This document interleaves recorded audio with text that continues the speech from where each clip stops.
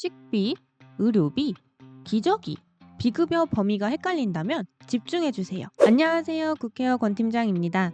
지난 컨텐츠에서는 본인 부담금 계산에 대해 설명드렸는데요. 오늘은 비급여에 대해 알아보려고 합니다. 비급여는 장기요양급여 범위 외의 사항을 의미하는데요. 보건복지부에서 지정한 기준이 있습니다. 구체적으로 같이 살펴볼게요. 지금 화면에 보시면 보건복지부에서 게시한 비급여 대상 항목 세부 기준 및 기타 실비 수납 기준이 보입니다. 하나씩 읽어볼게요. 1번 비급여 항목 세부 기준이라고 하면서 기본 원칙이 나와 있습니다.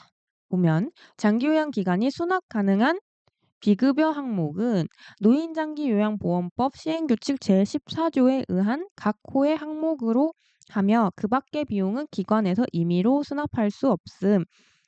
그러니까 우리가 비급여로 받을 수 있는 금액은 법적으로 정해져 있다라는 것을 알 수가 있습니다. 그럼 이제 그 뒤에 구체적으로 나오겠죠. 다음으로 비급여 항목의 비용은 원칙적으로 해당 용역을 제공하기 위한 실제 소요 비용, 줄여서 이제 실비로 산정해야 된다라고 되어 있습니다. 그러니까 여기까지 알 수 있는 거는 우리 기관이 이 비급여를 임의로 책정하면 안 되고 이 비급여를 제공하기 위해서 들어간 실제 비용을 기반으로 산정해야 된다라는 것을 알 수가 있죠. 그래서 밑에 이제 예시가 나와 있는데 이제 요양원이랑 주간보호에서 제일 많이 발생하는 비급여가 이제 식재료비잖아요. 급식을 운영하기 때문에. 그래서 이 식재료비의 실제 소요액은 뭐 20만 원인데 그 외에 뭐 조리사의 인건비, 뭐 가스비 이런 것들을 포함하여 50만 원을 수납하면 안 된다라는 거죠. 왜냐하면 그 조리사의 인건비나 가스비 이런 것들은 다 수가에 포함되어 있다라고 생각을 해야 합니다. 그다음 나의 시행규칙상 비급여 항목 세부 기준이 나오는데요. 이제 여기서부터 노인장기요양보험법 시행규칙 제14조의 내용이 이제 정리가 되어 있습니다. 그래서 1번 식사 재료비에 대해서 이제 규정을 하고 있는데 경관 영약 유동식을 자체 조제하거나 완제품을 사용한 경우에 소요된 비용은 식사 재료비의 일종으로서 본인이 전액 부담한다라고 이렇게 되어 있네요. 그러니까 이제 아까 말한 실비 산정 원칙에 따라서 실제 구입 비용을 이제 청구를 해야 된다라는 거죠. 근데 이 경관 영양 튜브를 이제 주입하는 데 소요되는 간호사 행위료는 이제 수가에 포함되어 있으니까 비급여로 수납할 수 없다라고 되어 있습니다. 그다음 이제 간식도 식재료비로 보겠다라고 되어 있습니다. 그래서 실제로 이제 간식비를 따로 이제 수납받는 기관들도 있으시죠. 그다음 두 번째로 상급 침실 이용료에 대해서 나와 있습니다. 상급 침실이라는 거는 1인실 또는 이제 2인실을 의미하는 건데 이때 일반실에 비해 추가적으로 소요되는 비용에 대해서는 수납할 수 있다라고 되어 있네요. 그러니까 보통은 이제 4인실이시잖아요. 근데 만약에 우리 기관에 1인실 또는 2인실이 있어서 어르신이 이 상급 침실을 이용하겠다라고 한다면은 추가적으로 비급여를 청구할 수 있다라는 거죠. 근데 이제 주의사항이 있습니다. 상급 침실은 이제 고정된 벽으로 다른 공간과 구분되어 있어야 되고 독립된 출입문이 있어야 됩니다. 그리고 1인당 면적 기준 6.6 제곱미터를 이제 충족해야 된다라는 조건이 붙어 있죠. 그러니까 이제 쉽게 말해서 단순 4인실의 파티션으로 분리한 거는 상급 침실로 보지 않겠다라는 거죠. 다음 세 번째로 임의용비도 비급여 항목으로 규정이 되어 있습니다. 수급자의 희망에 의해 임의용사를 초빙해서 커트, 파마, 염색 등의 서비스를 받을 경우 비급여가 가능하다라고 되어 있네요. 여기서 핵심은 수급자의 희망에 의해입니다. 그러니까 어르신이 원해서 임의용사를 우리 기관으로 초빙했을 때 발생하는 비용은 비급여로 청구가 가능하다라는 거고요. 근데 만약에 반대로 우리 기관이 정기적으로 임의용사가 방문을 한다던가 아니면 뭐 자원봉사자로서 온다면은 이거는 우리 기관에서 제공하는 기본적인 위생관리 서비스라고 본다라는 거죠. 이럴 경우에는 비급여로 수납할 수 없다라고 되어 있습니다. 그리고 아래에 손발톱 정리는 신체 활동 서비스에 포함되어 있기 때문에 임용비로 수납할 수 없다라고 되어 있습니다. 여기까지가 법적에서 정해진 비급여 항목 3가지였습니다. 근데 만약에 그 3가지 항목 외에 실비는 어떻게 수납이 가능한지 기준이 또 정해져 있습니다. 그래서 기본 원칙으로 우리 장기요양 기관이 서비스를 제공하는 과정에서 발생하는 항목들, 그리고 아까 앞서 말한 그 3가지의 비급여 대상 항목 외에 다른 비용은 임의로 수납할 수 없으나 예외적으로 수급자가 개별적으로 요구하는 물품 및 용역을 시설에서 구매하여 제공하는 경우 지불 또는 대납한 실제 비용을 수납할 수 있음이라고 되어 있습니다.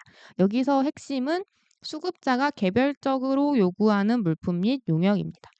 그러니까 어르신이 개인적으로 뭐를 사다 달라, 뭘 해달라라고 요구하면은 거기에 발생하는 실비는 수납할 수 있다라는 거죠.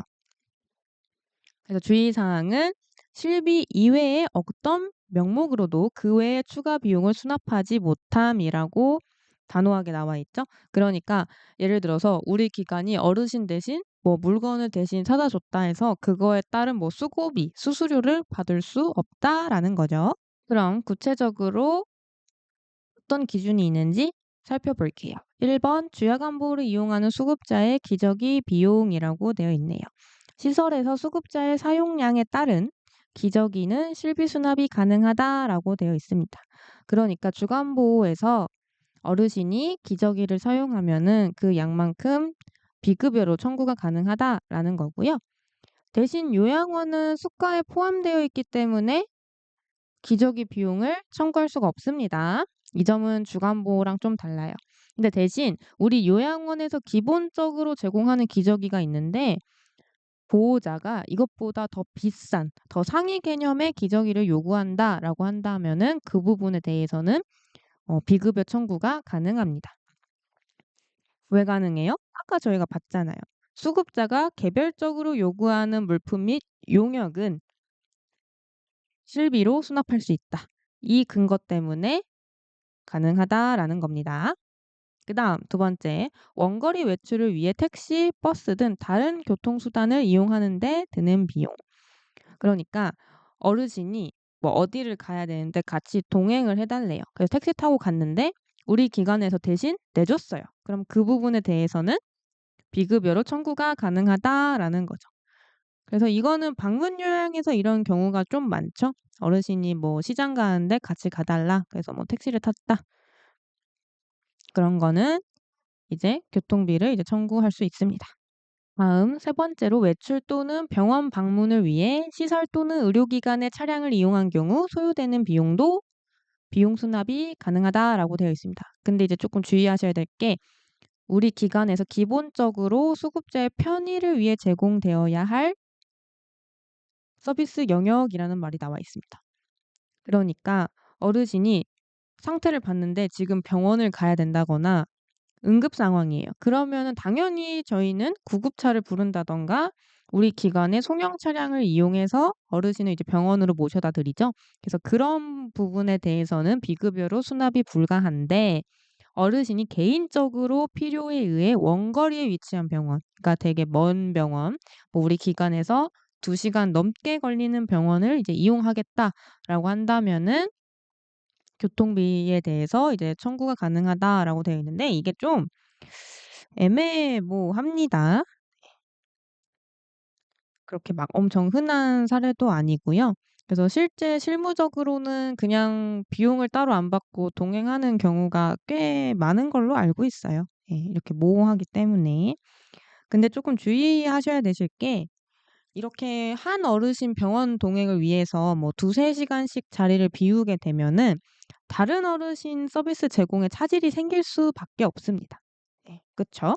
그러니까 되도록 이제 보호자가 동행하도록 좀 이렇게 안내를 해 드리는 게 좋고요. 만약에 불가피하게 보호자가 동행을 못해서 부탁을 했다라고 한다면은 미리 보호자와 좀 일정을 조율해서 약속을 하고 조금 가시는 게 좋겠죠. 이렇게 무분별하게 개인적 필요에 의해서 병원을 가게 되면은 선생님들도 힘드시고 다른 어르신들이 더 좋은 서비스를 받을 기회를 놓치게 되십니다. 그다음 네 번째, 기호품 등 수급자 희망에 의한 일상용품 구입 비용이라고 되어 있습니다. 그러니까 우리 기관에서 일률적으로 모든 어르신에게 제공하는 일상용품에 대해서는 비급여로 청구가 불가하지만 저희가 기본적으로 제공하는 용품 외에 어르신이 개인적으로 요구한 물품은 그 실제 구입한 비용만큼은 이제 비급여로 청구가 가능하다라는 거죠. 예를 들어서 뭐 칫솔을 기본적으로 저희는 다 제공해 드리는데 보호자가 "아 우리 엄마는 전동 칫솔만 쓴다."라고 한다면은 보호자가 전동 칫솔을 구입해서 보내주든가 아니면은 대신 구입해서 비급여로 청구할 수 있다라는 거죠. 뭐 제일 많이 하는 게 뭐 영양제 먹여 달라 뭐 이런 거 많이 부탁하시죠. 그런 것도 개인적으로 요구한 거기 때문에 비급여로 청구가 가능합니다. 그다음 이제 다섯 번째로 각종 프로그램 비용이라고 되어 있는데 원칙적으로 프로그램 운영은 장교양 급여의 일환으로서 제공되는 기본 서비스라서 비용 수납이 불가합니다. 그런데 수급자가 개별적인 희망, 이 말이 계속 나오죠. 개별적으로 요구하면 그거에 대해서는 비급여로 청구가 가능하다라고 되어 있습니다. 이건 되게 흔하지는 않아요. 그러니까 쉽게 말해서 어르신이 내가 아는 사람이 있는데 나는 그 사람한테 프로그램을 듣고 싶다라고 한다면은 그분을 초빙하는 데 드는 비용에 대해서는 이제 비급여로 청구가 가능하다라는 거죠. 그다음에 이제 기타로 이제 막 나와 있는데 욕창 처치, 인슐린 주사, 복막 투석 등 전문 간호 비용은 별도로 비용을 수납할 수 없음. 이건 뭐 당연하죠. 왜냐면 저희는 간호도 관리를 하도록 되어 있기 때문에 전문 간호 비용은 수납할 수가 없습니다. 그리고 이제 방문 서비스에서 요양보호사나 간호사의 교통비는 수급자 본인에게 별도로 추가 부담시킬 수 없음이라고 되어 있는데 그러니까 예를 들면은 이제 요양보호사님이 어르신 댁에 가야 되는데 되게 먼 거예요. 그래서 그 요양보호사님이 "교통비를 달라."라고 요구를 했습니다. 그러면 그 요구한 비용에 대해서 어르신이 부담을 하면 안 된다라는 거예요. 이 부분은 그 요양보호사님이랑 우리 기관이 협의를 하는 거예요. 음. 그래서 기관에서 지원을 해줄 건지 말 건지 이런 식으로 정해야 된다라는 거죠. 이제 세 번째로 기타 사항이라고 나와 있습니다. 법령에 명시된 비급여 항목 또는 상기 비용 수납 가능 항목을 제외하고는 일체의 비용을 받을 수 없음. 여기 별표 치세요. 그러니까 너무 단호하게 말을 해 놨죠. 그러니까 앞에서 말한 것들 외에는 비용을 받을 수 없다라고 되어 있고요. 그리고 두 번째로 비급여 항목과 그 외 실비 부담에 따른 비용 수납 사항에 대한 기본적인 기준과 예시는 상기 내용과 같으나 구체적인 사항에 대한 검토가 필요한 경우 이는 개별 사례별로 유권 해석을 실시함이라고 되어 있습니다. 그러니까 좀 여기 외에 있는 내용들인데 좀 애매한 것들 그런 것들은 유권 해석을 하겠다라고 되어 있습니다. 그러니까 우리 기관에서 어르신이 무언가 요구했는데 이거를 비급여로 받을 수 있을지 없을지 애매모호할 때는 공단 지사에 물어보셔야 되세요. 물어보시고 확인받고 비급여로 청구를 하셔야 됩니다. 왜냐면 "유권 해석하겠다."라고 되어 있잖아요. 이걸 기관에서 임의로 해석하시면은 나중에 문제가 되실 수 있으니까요. 어 공단 지사에 꼭 확인하고 비급여로 청구하시길 바랍니다. 그다음 노인요양시설 입소 전 또는 입소 중에 수급자로 하여금 침대, 휠체어, 욕창 방지 매트리스 등 복지용구를 구입 또는 대여해 오도록 요구하거나 유도해서는 안 됨이라고 되어 있습니다. 이 부분 이렇게 쭉 좀 밑줄을 쳐 주시고요. 이게 참 실무적으로 좀 애매한 부분이에요. 이제 공단 입장에서는 어르신이 요양원을 입소하는 거기 때문에 기본적인 물품은 다 있어야 된다라고 이제 해석을 하는 거고요. 근데 이제 우리 실무적으로 기관 입장에서는 어르신별로 모든 이 물품을 구비하는 게 부담이 될 수밖에 없습니다. 물론 이제 침대는 다 있으신데 뭐 예를 들어서 휠체어라든가 욕창 방지 매트리스는 필요한 어르신도 있고 필요 없는 어르신도 있기 때문에 이게 참 애매모호합니다. 근데 어쨌든 이렇게 단호하게 절대로 유도해서는 안 된다라고 되어 있기 때문에 만약에 우리 기관에서 기본적인 뭐 휠체어나 이런 매트릭스가 있다라면 제공을 하면 되시고, 근데 뭐 개수가 이제 모자른다 이렇다면은 좀 어떻게 보호자랑 협의를 하거나 아니면 추가로 구매를 하셔야 되시겠죠. 자, 지금까지 이제 노인장기요양보험법에서 규정한 비급여 항목에 대해서 좀 살펴봤는데요. 좀 어려운 것 같으면서도 좀 애매한 부분도 있죠. 그래서 좀 자주 하는 질문을 제가 몇 가지 가져와 봤습니다. 우선 첫 번째로 식재료비나 상급 침실료 등 비급여 비용 책정은 어떻게 하나요? 라고 많이 물어보시는데, 실제 소요되는 비용에 맞춰서 기간 재량껏 편성을 하면 되십니다.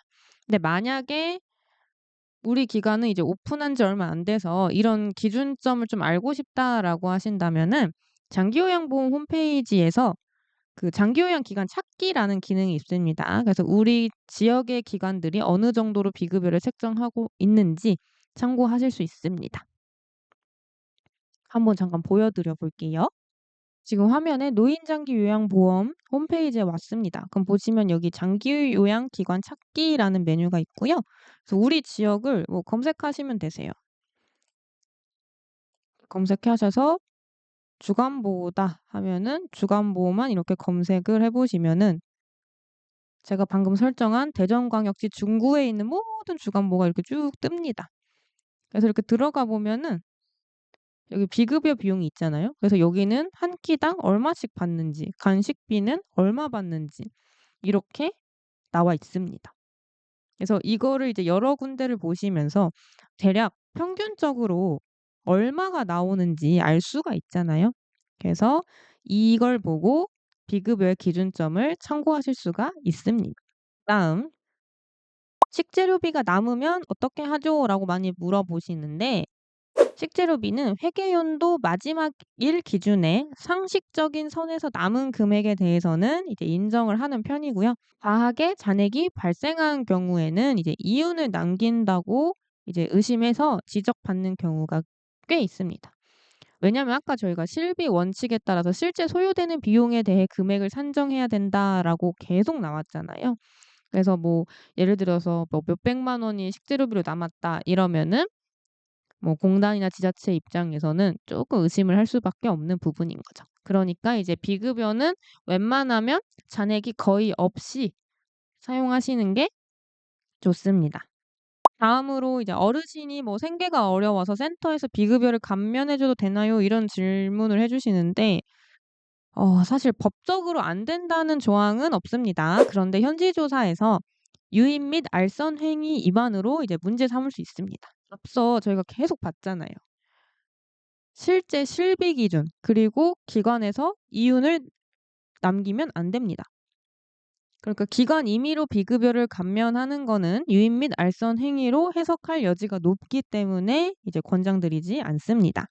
지금까지 비급여에 대해 알아봤는데요. 정리하자면 식재료비, 상급 침실 이용료, 임의용비 이 세 가지가 비급여 항목이고, 그 외 실비는 수급자가 개별적으로 요구한 것에 대해서 청구할 수 있습니다.